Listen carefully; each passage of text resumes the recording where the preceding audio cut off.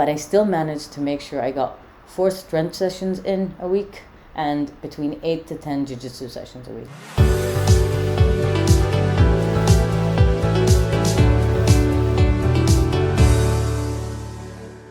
Hey guys, welcome back to It's Pretty Simple. I'm your host, Nikita, and this is the podcast where we try to simplify your fat loss journey as much as possible, talking about health, wellness, nutrition, and just life. Before we dive into the episode, I just want to say thank you so much to everybody who has supported the podcast up till now, for all your likes, your shares, your comments. It would be great if you are listening on YouTube to hit subscribe, and on Spotify or Apple, if you could also hit follow. That will really help kind of spread what I'm trying to do here and just try to simplify things for women who are struggling with all the overload of information, and hopefully just inspire some people.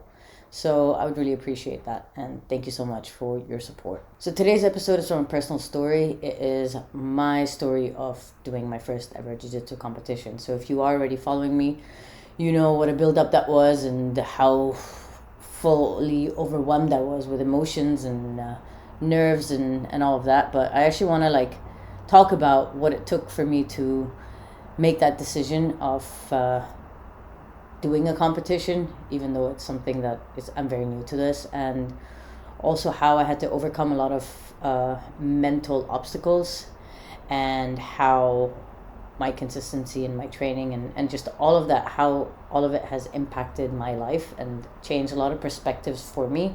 And I hope that it will inspire you in some way or the other, and maybe you can use something in your own life. So let's dive into it. So rewind a little bit. Growing up, I was an angry kid. It may not look like it, but I was a very angry kid. I was a very angry teenager, and I was just very angry up till my early 20s.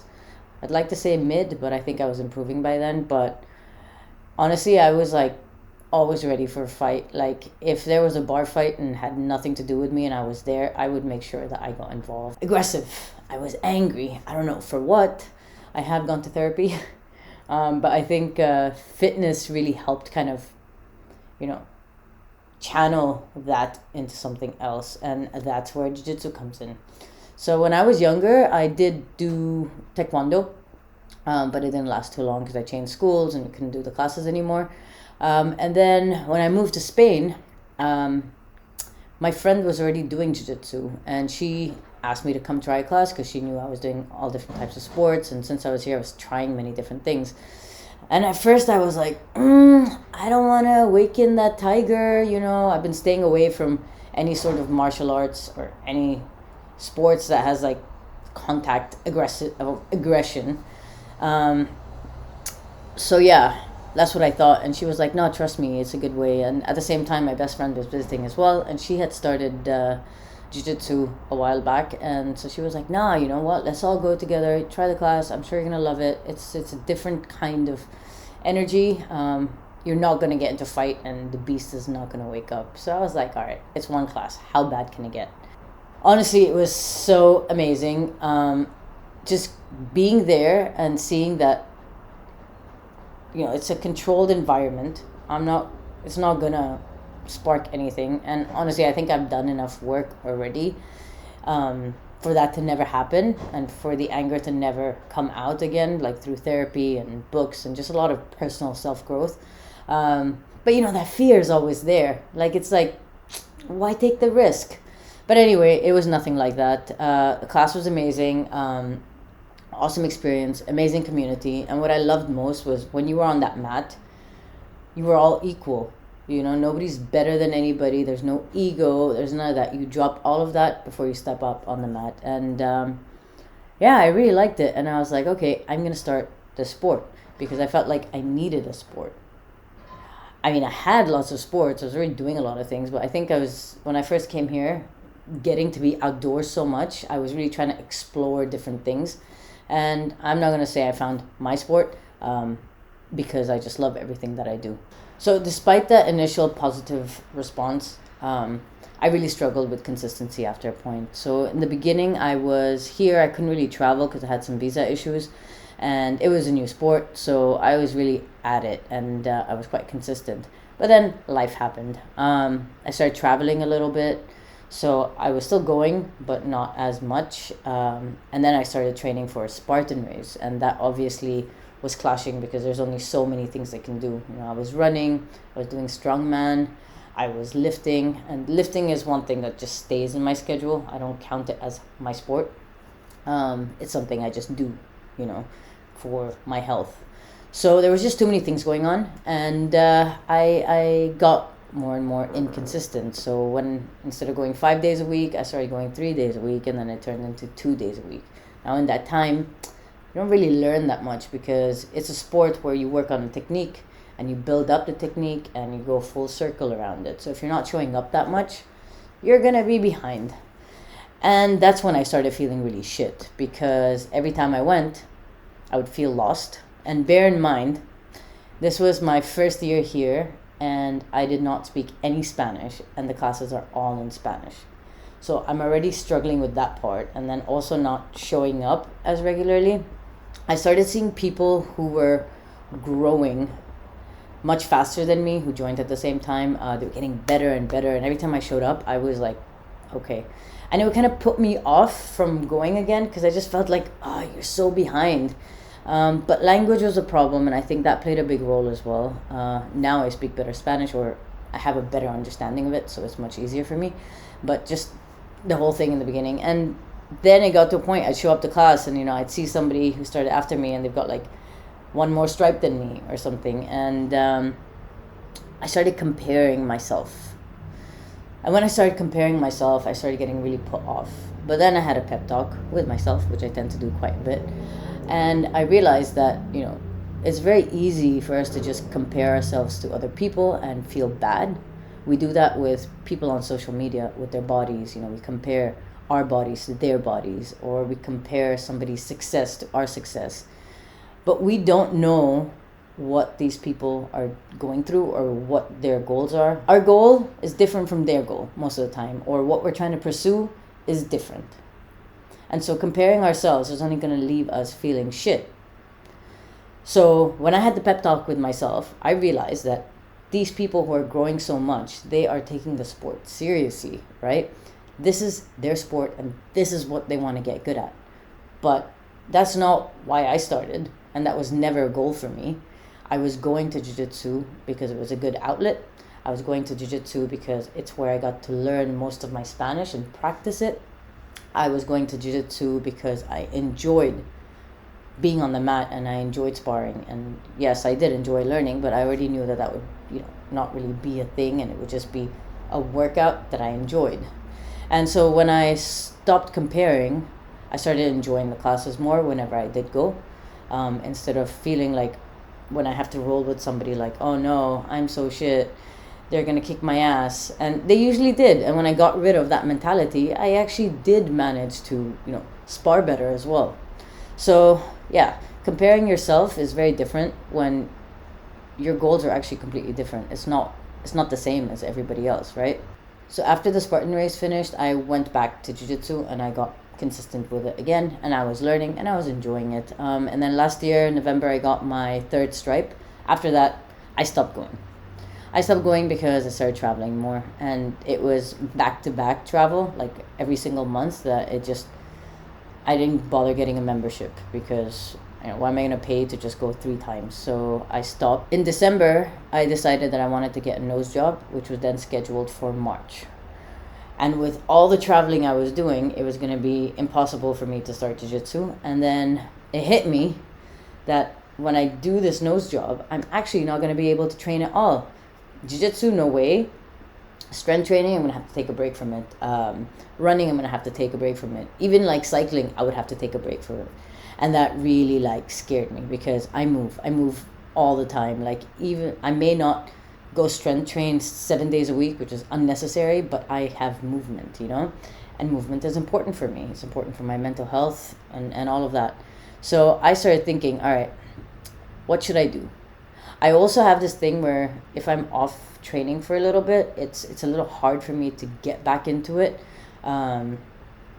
And I'm sure some other people are like that too. Like, I really have to have a lot of talks with myself to get the ball rolling again and get back into the routine. It's just once the routine is off, I struggle to get back on it. I do get back on it, but it's hard. So I was thinking, all right, I'm going to be off training for 2 months, maybe more. What should I do? So when I said yes to the nose job, I was like, all right, I'm going to sign up to a jiu-jitsu competition. When I did that, I freaked out because who am I to go on a mat and compete? These people have been competing, even if they're on the same belt as me, they're consistent. They know what they're doing. I don't know shit.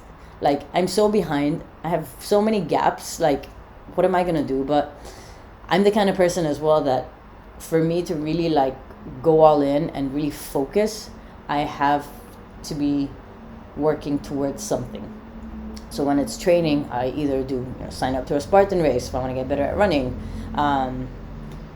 jiu-jitsu competition like I did. Now I've got a bicycle trip, so that's another thing. So I always like to kind of like set these things for me to do.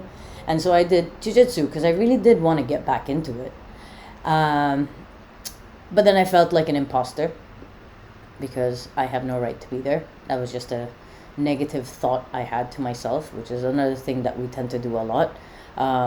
We all have the right to be anywhere as long as you're trying. It doesn't matter if somebody's better than you. It's like people who go to the gym for the first time and they feel like, oh, I shouldn't be here, like I don't know what I'm doing. No, the fact that you're there is already such a big thing. Like, don't feel like you don't belong when you're trying to do something good for yourself, because you do belong.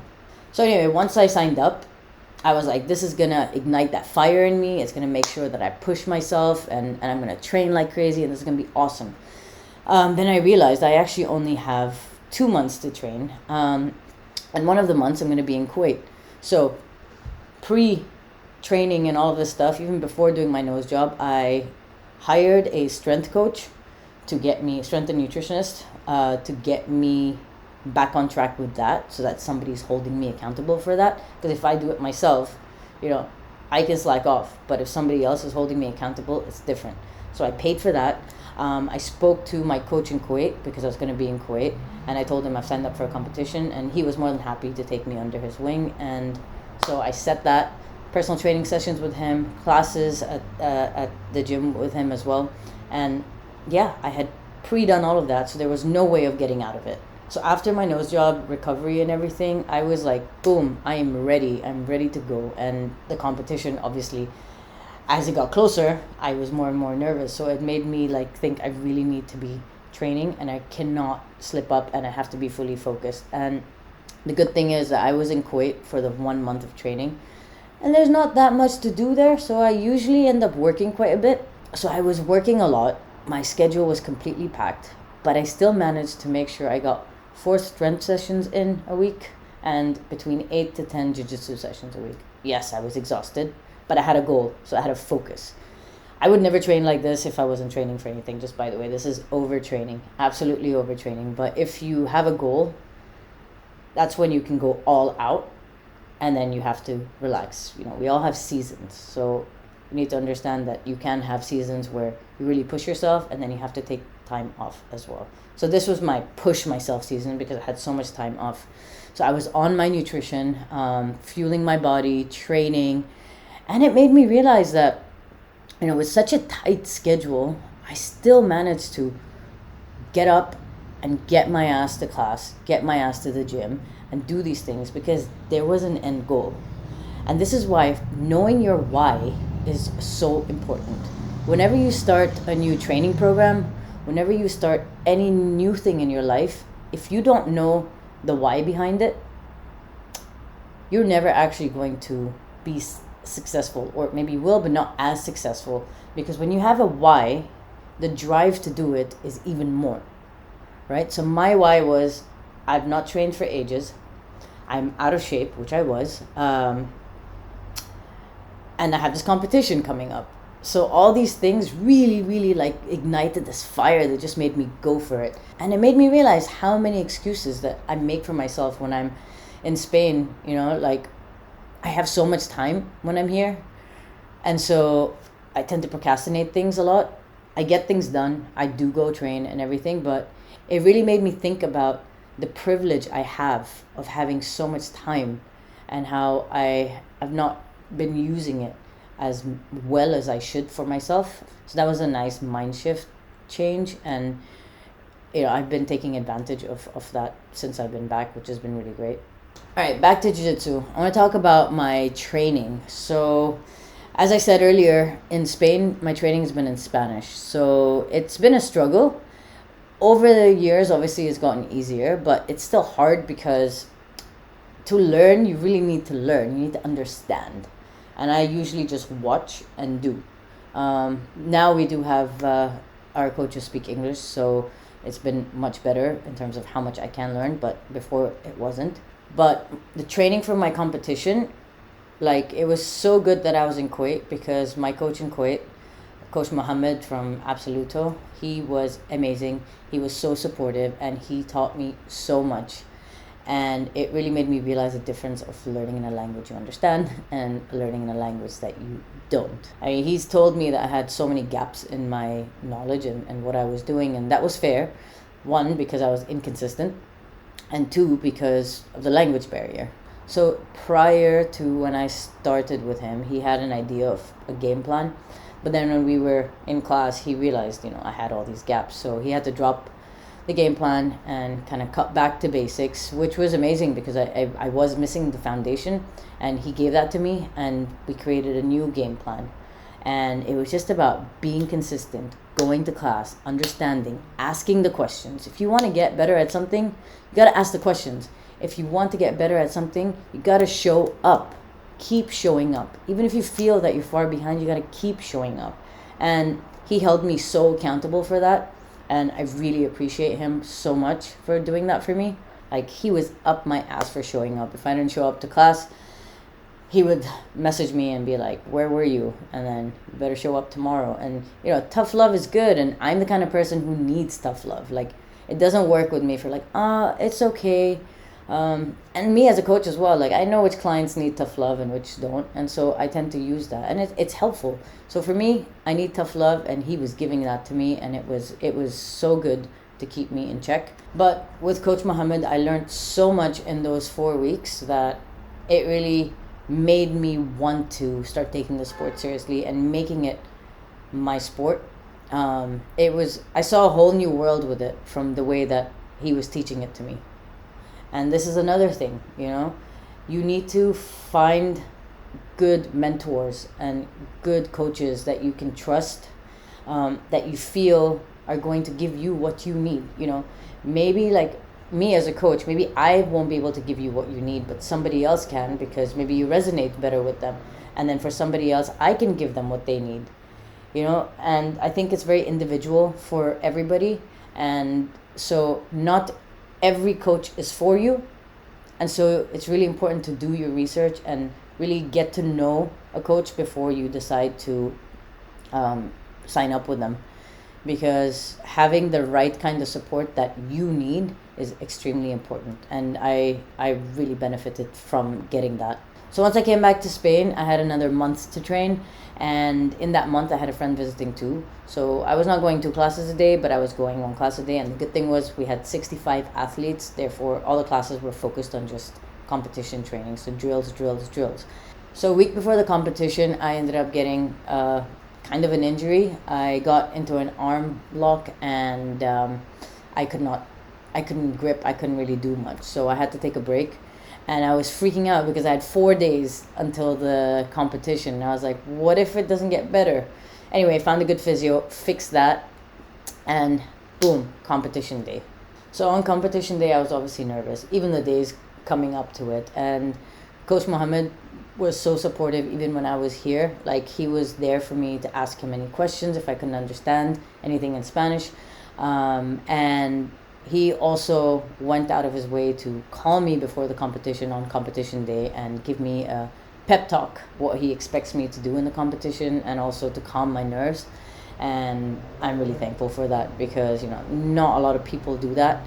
Again, having somebody supportive, having a supportive coach is so important, because I needed that talk that morning. I did not sleep the night before.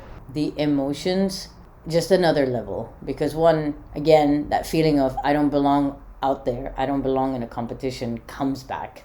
I don't know what I'm doing comes back. People there are more experienced than me comes back. And a lot of people had pulled out, which meant that I was only going to fight one person. And if I won that, I would have fought with the winner of the previous one. So I basically had one fight to do, and that's one fight of 4 minutes with somebody who has done many competitions already. So once I got to the venue, my competition was in the morning, and I was like, okay, there's a few before me, and just boom, out of nowhere, it was like time did not slow down. It just rushed. It was my turn to fight. And it all happened so fast. They're like, call your name, you gotta go stand there, and then you get onto the mat, and boom, you shake hands, and you just go. And when that happened, everything became so blurry. I don't know how to explain it, but it was like being really, really high. Adrenaline, all the endorphins. I guess I was stressed too. Everything just came rushing where I did not know what was going on around me. Like, I legit felt like I was really high, and things were not clear, and I couldn't hear much. So people were screaming and telling me what to do, and I knew that was happening, but I couldn't hear anything that was happening. And I have a condition, it's a circulation condition, and now I'm assuming it has to do with blood pressure. My fingers went completely blue out of how nervous I was. But I was on the mat and I fought. And I was actually really amazed with myself, because my intention was get on the mat, last more than 30 seconds, and then you're done. That's the goal. But when I finished, there was still 1 minute 43 seconds left on the mat out of 4 minutes of the fight, out of 4 minutes. And so I stayed there much longer than I thought I could.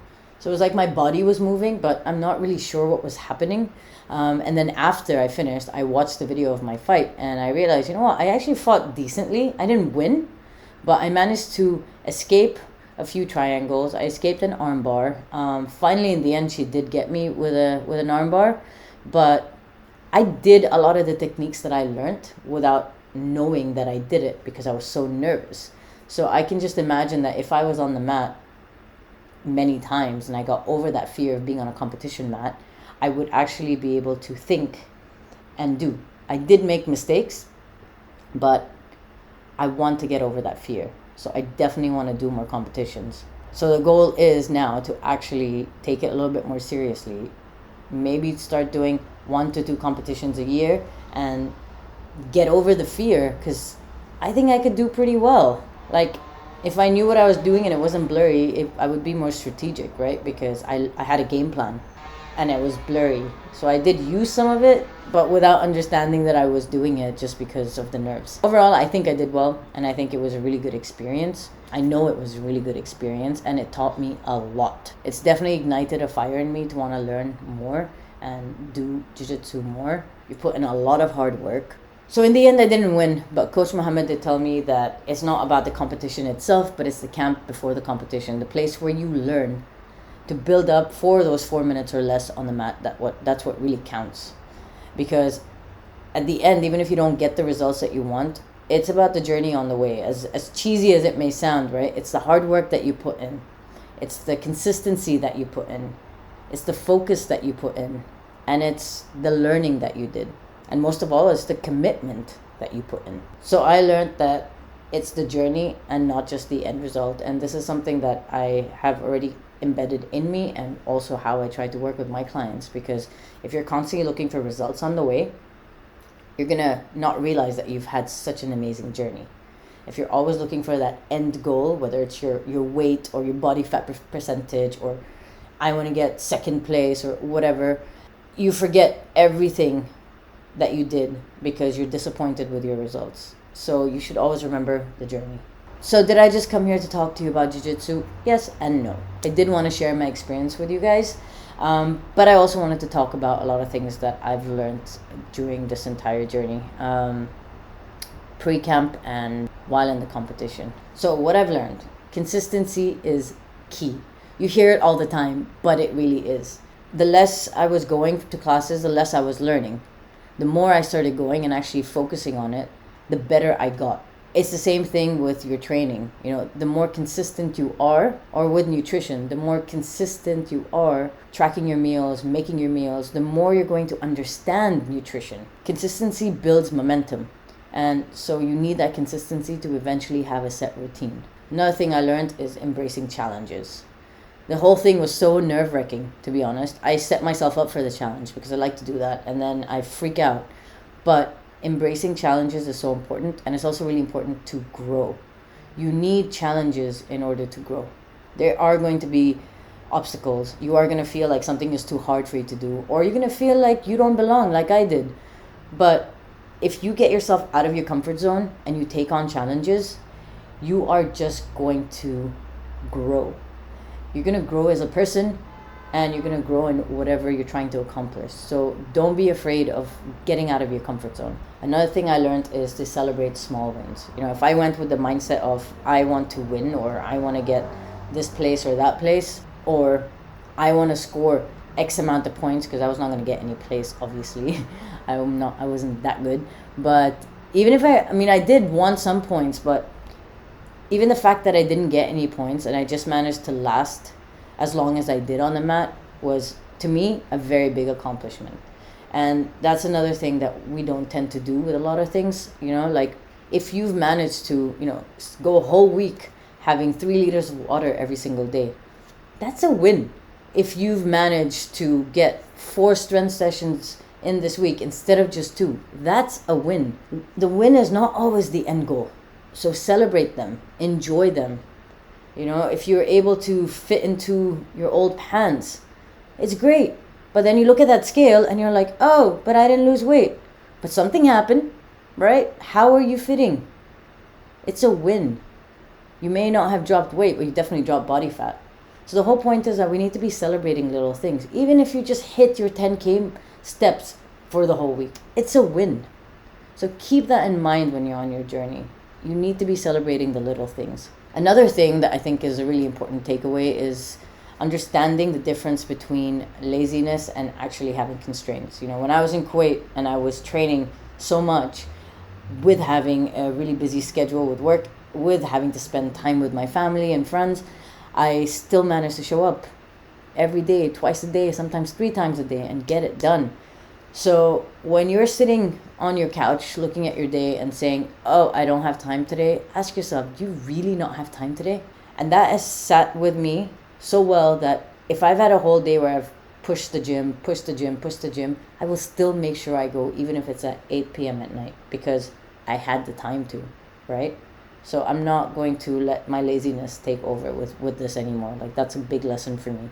And the most important that you all need, and we all need in our lives, is having a strong support system. It's so, so crucial to have that.